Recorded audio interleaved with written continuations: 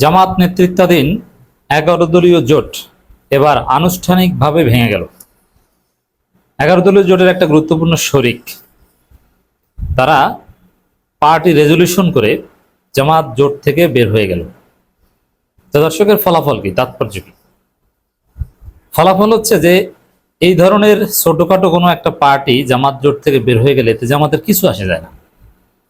মামুনুল হকের দলও বের হয়ে গেল, জামাতের তেমন কিছু আসে যায় না। তবে এনসিপি বের হয়ে গেলে এটার একটা ইম্প্যাক্ট আছে, রাজনীতিতে ইম্প্যাক্ট আছে এমন দল হচ্ছে এনসিপি, জামাতের মিত্রদের মধ্যে। অন্য যারা আছে তাদের কোনো ইম্প্যাক্ট নেই। হোয়াট এভার ইউ সে, মামুনুল হকের দলের কোনো ইম্প্যাক্ট নেই। ব্যক্তি মামুনুল হক নির্বাচনে আগে মোটামুটি গুরুত্বপূর্ণ ছিলেন, নির্বাচনী প্রচার প্রচারণা অথবা জামাত বিরোধী ফতোয়া এগুলো ডিবাং করতে মামুনুল হকের এক্সিস্টেন্স একই মঞ্চে আমিরে জামাত মামুনুল হক, ইট ওয়াজ ইম্পর্টেন্ট। বাট এখন আমি মনে করি না যে বর্তমান রাজনীতির প্রেক্ষাপটে, এখন রাজনীতি কি নিয়ে, জুলাই সনদ, গণভোট, এই জায়গায় মামুনুল হকের দল বলেন। মামুনুল হকের দলকে কেন টেনে বললাম, কারণ তার দলও বের হয়ে যাবে এটা আমি জানি, এবং তারা পরিকল্পিতভাবেই বের হচ্ছে, একে একে বের হচ্ছে। কর্মীভিত্তিক সবগুলো দল বের হয়ে যাবে, তারপরে তারা 7 দলীয় ঐক্যজোট করবে। 3 আগস্টের মধ্যে আরো কেউ বের হয়ে যাওয়ার ঘটনা ঘটতে পারে, আর 3 আগস্টের পর হয়তোবা মামুনুল হকের দলও বের হয়ে যাবে। এখন তারপরে তারা কি করবে, তারা 7 দলীয় ঐক্যজোট করবে। তারা বলবে যে একদম পিওর শরিয়া ভিত্তিক ইসলামী দল, আর বের হয়ে বলবে যে জামাত কোন ইসলামী দল না। যারা জামাতের সাথে জোট করেছিল তারাও বলবে যে জামাত কোন ইসলামী দল না। এগুলো বলবে বা এগুলো বলায় রাজনীতিতে কোনো প্রভাব পড়বে না, কোনো ভ্যালু নেই। বরং আমি মনে করি যে 11 দলীয় জোট থেকে এই ধরনের নাম সর্বস্ব ইসলামী দল বের হয়ে যাওয়াটা ভালো। কেন ভালো? যে এদেরকে স্পেস দিতে হয়, জামাতকে চেয়ার দিতে হয়, এদেরকে বক্তব্য দেওয়ার সময় দিতে হয়, এবং কিছু সুযোগ সুবিধা দিতে হয়, যাতে জামাতের অনেক সম্ভাবনাময় অনেক নেতা বঞ্চিত হয়। দিন শেষে জামাতের তেমন উপকার হয় না। জামাতের উপকার জাতীয় নির্বাচনে যতটুকু হয়েছে এনসিপির মাধ্যমে হয়েছে, যদিও তেমন সিগনিফিকেন্ট উপকার কেউই করতে পারেনি। তার মধ্যে যতটুকু হয়েছে, জুলাইয়ের পক্ষের শক্তি তরুণরা জামাতের সাথে আছে এই কথাটা বলা গেছে, এটা এনসিপির কারণে হয়েছে। আর হুজুররা আছে, এটা মামুনুল হকের কারণে হয়েছে। তবে নির্বাচন শেষ, এখন মামুনুল হকের প্রয়োজনীয়তা হয়তো শেষ। আর মামুনুল হকের মাধ্যমে জামাতের কিছুটা উপকার হয়েছে, তা কতটুকু? Less than 1%। অতএব সেই 1% যেহেতু এখন নির্বাচনকালীন সময়ও না, চলে গেলে তেমন কিছু আসে যায় না। আর সংসদের যে হিসাব নিকাশ, এখানে যারা বের হয়ে যাচ্ছে তাদের এমপি আছে সংসদে, এমনিতেই বিএনপির ব্রুট মেজরিটি আছে, সেখানে জামাতের 2-3টা কমলে এতেও কিছু আসে যায় না, বরং জামাতের আরো 10টা বাড়লেও কিছু আসে যায় না। এমন না যে ঝুলন্ত পার্লামেন্ট, এখানে 2-1টা বাড়া কমার সাথে সরকারের টিকে থাকা বা ভোটাভুটির উপর প্রভাব পড়বে। এখানে 10, 15, 20টা বাড়ার উপরও কিছু আসে যায় না, কারণ বিএনপির ব্রুট মেজরিটি আছে। এই জন্যে এই যে জোটের ভাঙন, আনুষ্ঠানিকভাবে বিবৃতি দিয়ে পার্টি রেজলিউশন করে জোটের ভাঙন, এতে রাজনীতিতে বা জামাতের পথ চলায় কোনো প্রভাব পড়বে না। এতে জামাতের কিছুই আসে যায় না, জামাত একক শক্তিতে এগিয়ে যাবে। তবে হ্যাঁ, রাজনীতির হিসাব নিকাশ এটাই, ভবিষ্যতে প্রয়োজনে আবার জোট হতে পারে।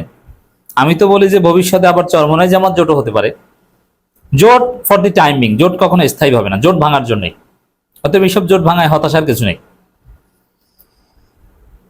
জামাত চরমোনাই জোট যতটুকু হয়েছিল ইউনূসের আমলে নির্বাচন আগে, অতটুকু হবে এটা একসময় ছিল আনইমাজিনেবল। সরাসরি জামাতকে তাকফির করতো চরমোনাই লোকজন, সেই চরমোনাই জামাতের সাথে জোট করেছিল। এখন যতটুকু হয়েছে অতীতের কাদা সরাসরির চাইতে অনেক কম। তো এতে ভবিষ্যতে জামাত চরমোনাই জোট হওয়ার সম্ভাবনাও আছে। যারা আজকে জোট থেকে বের হয়ে যাচ্ছে তারাও আবার ঘুরে ফিরে জামাত জোটে আসতে পারে, প্রয়োজন পরিস্থিতি এগুলো ঠিক করে দিবে। জোটের রাজনীতি এরকমই হওয়া উচিত। আজকে জোট আছে, কালকে নাই, প্রয়োজনে আবার হবে। এই যে জমিয়ত এবং জামাত, জামাতকে একদম পারলে মুসলমানিত্ব থেকে খারিজ করে দেয় জমিয়ত, অথচ জমিয়ত জামাত দীর্ঘদিন জোট ছিল, বিএনপি জোটে একসাথে ছিল। This is politics.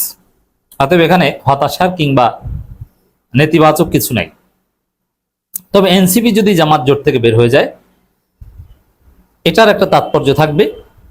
আর অবশ্যই এনসিপি ভবিষ্যতে শুধু জামাত জোট থেকে বের হয়ে যাবে তা না, জামাত এনসিপি ফাটাফাটি বাজবে।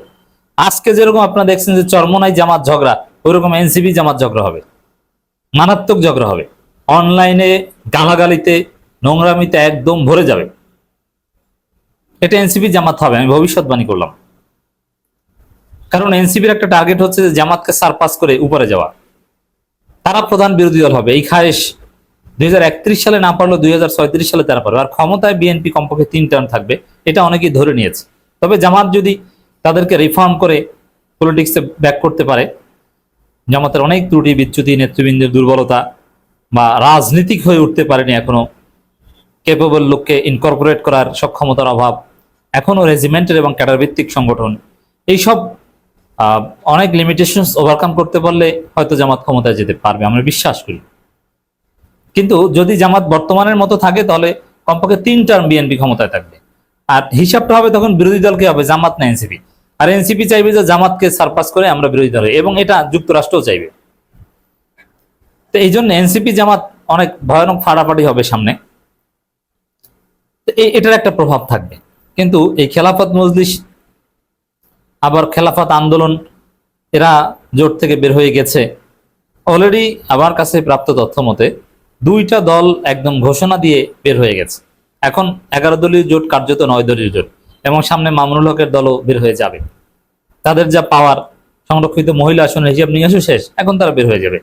এবং ইন্টারেস্টিংলি খেলাফত মজলিস যারা জোট থেকে বের হয়েছে, তারা যে বিবৃতি দিয়েছে তাতে চমৎকার কিছু কারণ দেখানো হয়েছে।